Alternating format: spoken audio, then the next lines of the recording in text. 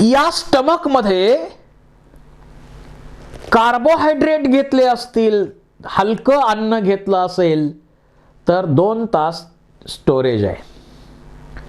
जड अन्न घेतलं, प्रोटीन म्हणा, फॅट्स म्हणा, तर 4-5 तास त्याचा स्टोरेज केला जातो.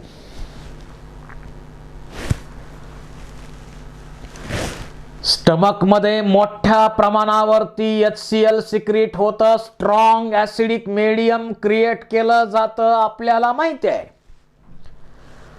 जर हे ऍसिड प्रमाणापेक्षा जास्त सिक्रेट झालं तर आपल्याला ऍसिडिटी होते. मग आपण काय करतो? On acidity gone. जेलुसिल घ्या, डायजिन घ्या, घ्या, एखादं बेस घेतो आणि आपण ही ऍसिडिटी कमी करण्याचा प्रयत्न करतो.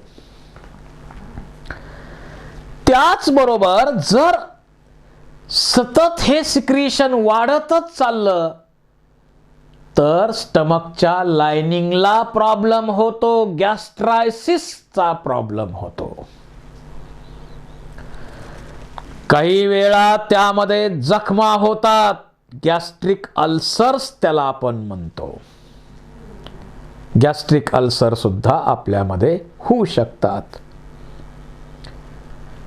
त्यामध्ये काही ऑर्गॅनिझम काही वेळा आपल्यामध्ये काही असे स्टमक मध्ये काही ऑर्गॅनिझम सुद्धा वाढू शकतात. त्यावेळी चेकअपच्या वेळी एच पायलॉरी आहे की नाही हे चेक केलं जातं.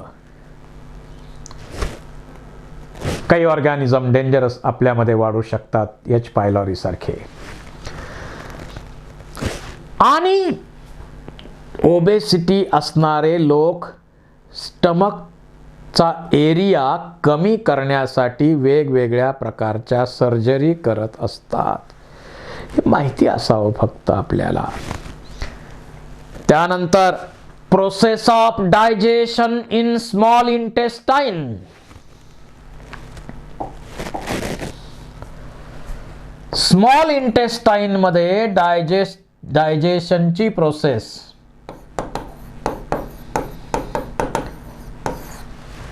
Of digestion in small intestine.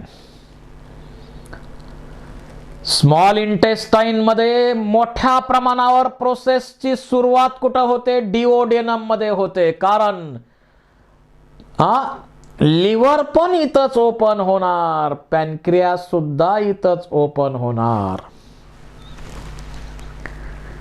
आणि जो चाईम आहे तो चाईम आता स्टमक कडनं डिओडेनम कडे ओपन येणार आणि डिओडेनम कडे चाईम आल्यानंतर तिथं बाईल ज्यूस, पॅनक्रियाटिक ज्यूस त्याच्यावर प्रोसेसिंग सुरू करणार.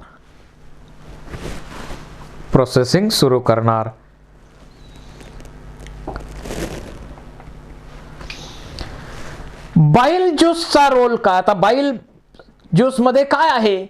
एक लिटरच्या आसपास तो सिक्रेट होत असतो. काय आहे?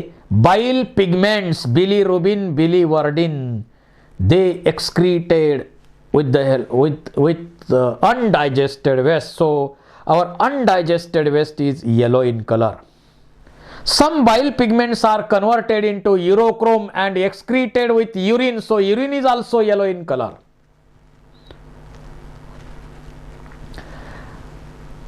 बाईल ज्यूस मुळे काय होतं?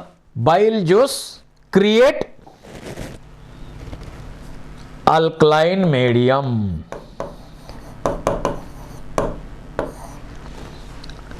कारण ऍसिडिक फूड आलेलं आहे. आता अल्कलाइन मीडियम मध्ये रिॲक्शन होणार आहेत स्मॉल इंटेस्टाइनच्या सगळ्या.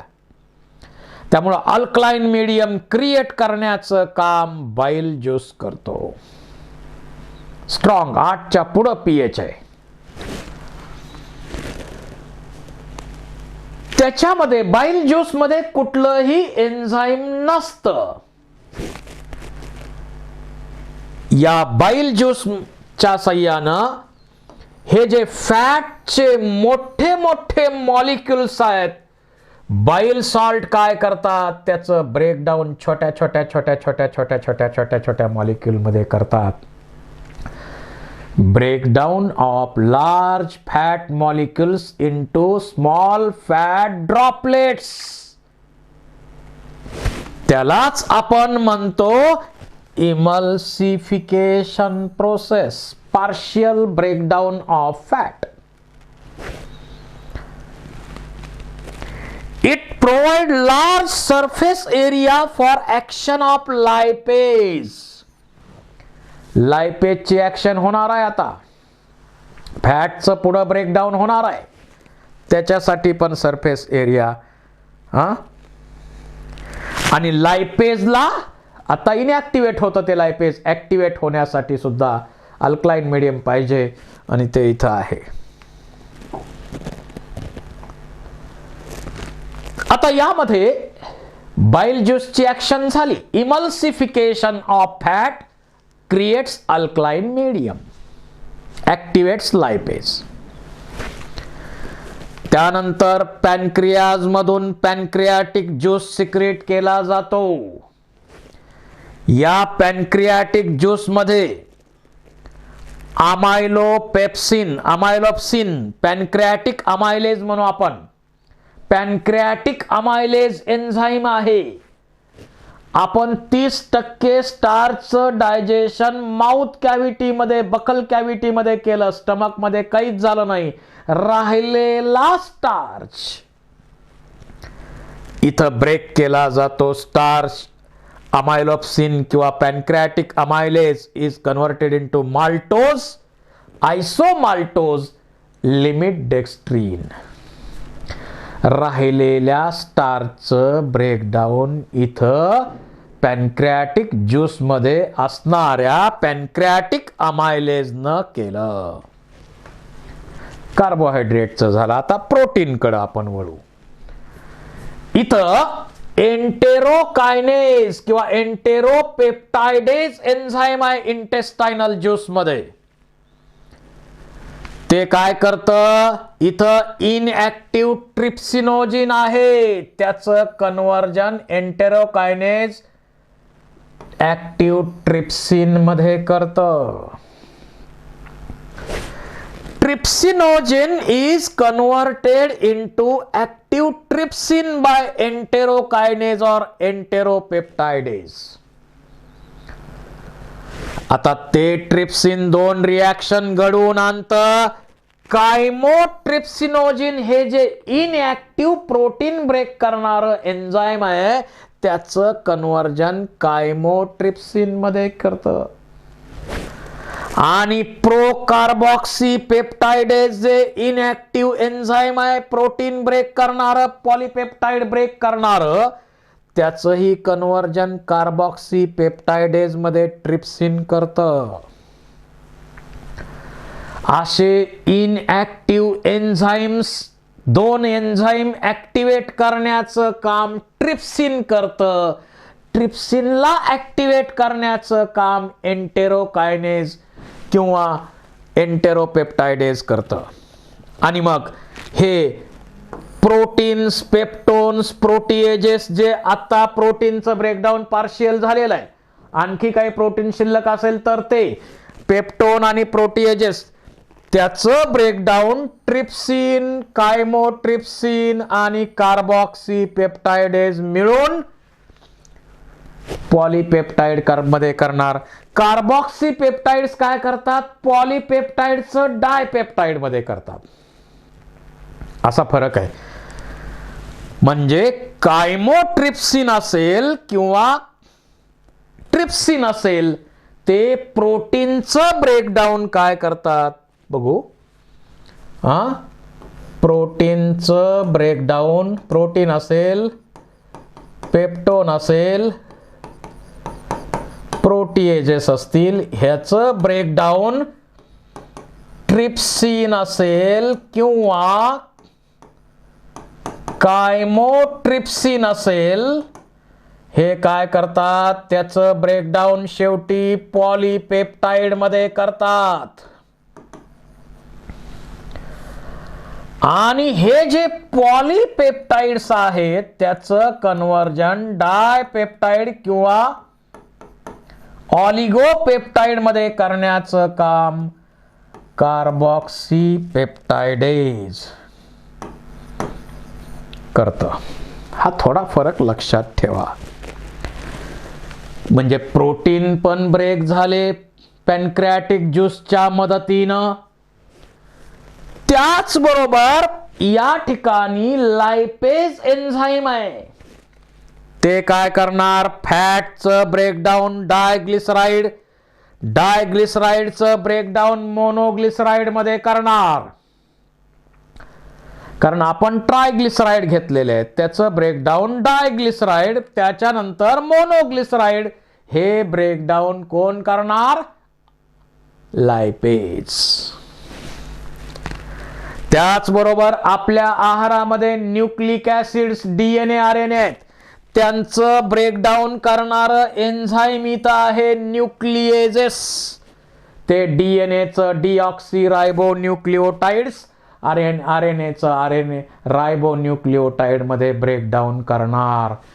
अशा प्रकारे या पॅनक्रियाटिक ज्यूस मध्ये जे एन्झाईम्स आहेत त्यांनी स्टार्चचं ब्रेकडाऊन माल्टोज, आयसोमाल्टोज, लिमिट डेक्स्ट्रीन मध्ये केलं.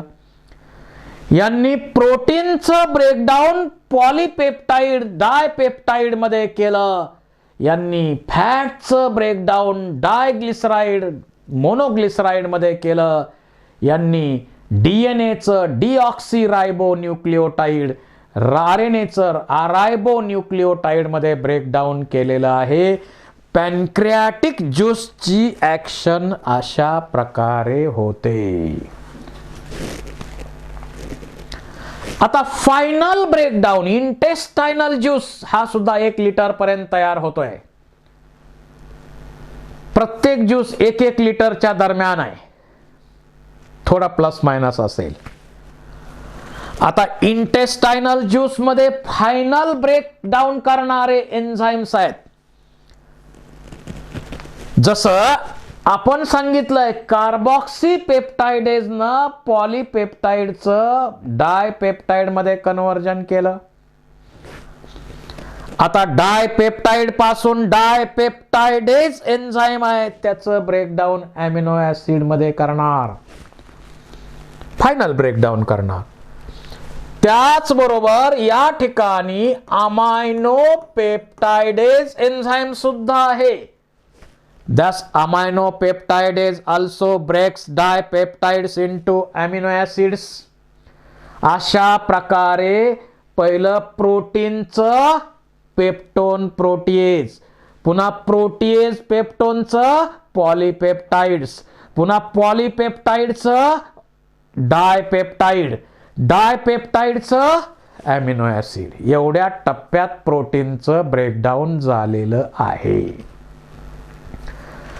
कसं कसं झालं बघा. स्टमक मध्ये प्रोटीनचं ब्रेकडाऊन पेप्टोन आणि प्रोटीएजेस मध्ये झालं. कुणी केलं? पेप्सिन, रेनिन यांनी केलं. ठीक आहे. त्यानंतर इथं प्रोटीनचं असो राहिलेल्या जे किंवा पेप्टोन प्रोटीएजेस पासून काय बनवले? पॉलीपेप्टाइड बनवल्या. कुणी? ट्रिप्सिन, कायमोट्रिप्सिन यांनी. त्यानंतर कार्बॉक्सीपेप्टाइडेज न पॉलीपेप्टाइडचं कन्व्हर्जन डायपेप्टाइड मध्ये केलं. आता इंटेस्टायनल ज्यूस मध्ये अमायनो पेप्टाइडेज डायपेप्टाइडेज एन्झाईम्स आहेत. ते काय करतात? डायपेप्टाइड्स पासून सुट्टे सुट्टे अमिनो ऍसिड मिळवून देतात. Now protein digestion is completed. आतापर्यंत आपण स्टार्चचं ब्रेकडाऊन केलंय. स्टार्चचं ब्रेकडाऊन आतापर्यंत माल्टोज, आयसोमाल्टोज, लिमिट डेक्स्ट्रीन मध्ये केलंय. तर या माल्टोज नावाच्या शुगरचं ब्रेकडाऊन ग्लुकोज 2 ग्लुकोज मध्ये होणार. माल्टेज एन्झाईमच्या साह्यानं. So maltose is converted into glucose unit. Simple sugar बनली. पण आपण प्रत्येक वेळी स्टार्चच घेणार असं नाही. आता सेल्युलोज आपण डायजेस्ट करतच नाही, त्याचा विषय सोडा. दुसरा विषय महत्वाचा, आपण जर दूध पिलो तर त्यात शुगर कोणती आहे? लॅक्टोज. दुधाच्या प्रोटीनचं ब्रेकडाऊन स्टमक मध्ये सुरू झालं, पण दुधातली शुगर जी आहे लॅक्टोज, तिचं ब्रेकडाऊन आतापर्यंत कुठंही झालेलं नाही. तर ती डायरेक्ट इथं लॅक्टेज एन्झाईमच्या साह्यानं ब्रेक केली जाते आणि ग्लुकोज आणि गॅलॅक्टोज या शुगर बनतात. त्याचबरोबर आपण साखर खाल्ली, उसाचा रस असो, गूळ असो, त्याच्यामध्ये शुगर कोणती आहे? सुक्रोज. आतापर्यंत कुठंही सुक्रोजचं ब्रेकडाऊन झालेलं नाही. आता इथं फायनल ब्रेकडाऊन त्याचंही केलं जातं. Sucrose is converted into glucose and fructose by using sucrase enzyme. अशा प्रकारे सर्व कार्बोहायड्रेटचं ब्रेकडाऊन, महत्वाच्या कार्बोहायड्रेटचं ब्रेकडाऊन करून ग्लुकोज, फ्रक्टोज, गॅलॅक्टोज सारख्या सिंपल शुगर मोनोसॅकराइड मिळवले. Now carbohydrate digestion is completed. न्यूक्लिओटाइड्स, आपण मग याच्यापूर्वी न्यूक्लियस, पॅनक्रियाटिक ज्यूस मध्ये न्यूक्लियस एन्झाईम आहे, त्यांनी डीएनएचं डीऑक्सिरायबो न्यूक्लिओटाइड, आरएनएचं रायबो न्यूक्लिओटाइड मध्ये ब्रेकडाऊन केलं. आता ते न्यूक्लिओटाइड्स आहेत, त्याचं न्यूक्लिओटाइडेज एन्झाईमच्या साह्यानं काय होतं? न्यूक्लिओसाइड्स तयार होतात आणि न्यूक्लिओसाइडचं ब्रेकडाऊन, शुगर आणि बेसेस सगळे कंपोनंट वेगळं करण्याचं काम न्यूक्लिओसाइडेज करणार. So nucleic acid breakdown is now complete. त्यानंतर डायग्लिसराइड्स असतील, मोनोग्लिसराइड्स असतील, लायपेज एन्झाईम फॅटी ऍसिड आणि ग्लिसरॉल मध्ये कन्व्हर्जन करणार. अशा प्रकारे कार्बोहायड्रेटचं डायजेशन कंप्लीट झालं, प्रोटीनचं डायजेशन कंप्लीट झालं, लिपिडचं, फॅटचं डायजेशन कंप्लीट झालं, न्यूक्लिक ऍसिडचं डायजेशन कंप्लीट झालं आणि हे simple simple simple soluble useful असे कंपाऊंड्स जे सेलकडे पाठवले जाणार. सेलला या कंपाऊंडची गरज आहे, त्यामुळं स्मॉल इंटेस्टाइन मध्ये आता डायजेशन कंप्लीट झालं. स्मॉल इंटेस्टाइन मध्ये अशा प्रकारे कार्बोहायड्रेट्स, प्रोटीन्स, फॅट्स यांचं डायजेशन कंप्लीट होतं. आता डायजेस्टेड फूड काय होणार? ॲब्सॉर्ब केलं जाणार, ब्लड किंवा लिम्फ मध्ये ॲब्सॉर्ब केलं जाईल आणि राहणार काय? Undigested waste. जे अनडायजेस्टेड वेस्ट पुढं लार्ज इंटेस्टाइन मध्ये येतं. अनडायजेस्टेड वेस्ट पुढं लार्ज इंटेस्टाइन मध्ये येणार. वॉटर ॲब्सॉर्ब करणार, म्युकस सिक्रेट करणार, adhering waste undigested particles together and lubricating for easy passage. हे त्याचं काम आहे. यातलं वॉटर ॲब्सॉर्ब करणार आणि हे पुढं ढकलणार आणि त्याच्याबरोबर सॉल्ट सुद्धा एक्सक्रीट केले जाणार आणि लार्ज इंटेस्टाइन मधून हे सॉलिड वेस्ट आता रेक्टम मध्ये स्टोअर केलं जाणार. रेक्टम मध्ये स्टोअर केलं जातं. काय वेळा आता आपल्यामध्ये काय वेळा हे त्याच्या मोमेंट्स व्यवस्थित नाही झाल्या तर डिसऑर्डर होतात. आपण डिसऑर्डरवर त्याचा सेपरेट व्हिडिओ बनवू, सेपरेट लेक्चर त्याचं मी करतो तयार. अनडायजेस्टेड वेस्ट मधून वॉटर ऍब्सॉर्ब केलं, ते सॉलिड केलं. आता हे वेस्ट कुठं स्टोअर केलंय? रेक्टम मध्ये स्टोअर केलं. रेक्टम मध्ये अनडायजेस्टेड वेस्टचा काय केला? स्टोरेज केला. आणि ज्यावेळी आपल्या नर्वस सिस्टीम कडनं माहिती देणार, नर्वस सिस्टीम कडे कळवलं जाईल काय रेक्टम कडनं, अहो वेस्ट बाहेर टाकायचंय, काय करू द्या. नर्वस सिस्टीम म्हणणार, ऑटोनॉमस नर्वस सिस्टीम म्हणणार टाका, कॉन्ट्रॅक्शन करा. कॉन्ट्रॅक्शन रेक्टमचं सुरू झालं. इथं ॲनस वरती इंटरनल स्पिंक्चर असते इनव्हॉलंटरी, ती रिलॅक्स होते. पहिल्या 2 वर्षापर्यंत तेवढी एकच स्पिंक्चर असते, त्यामुळं ती स्पिंक्चर रिलॅक्स झाली की अनडायजेस्टेड वेस्ट ॲनसमधून बाहेर टाकलं जातं. इनव्हॉलंटरी स्पिंक्चर असल्यामुळं पहिल्या 2 वर्षापर्यंत ही प्रोसेस, अनडायजेस्टेड वेस्ट बाहेर टाकण्याची प्रोसेस, डिफिकेशनची प्रोसेस आपल्या इनव्हॉलंटरी ॲक्टमध्ये असते, इच्छेप्रमाणे होत नाही. हे आणि हे दोन्ही इनव्हॉलंटरी 2 वर्षापर्यंत. पण नंतर काय होतं? एक्सटर्नल स्पिंक्चर तयार होते, व्हॉलंटरी असते.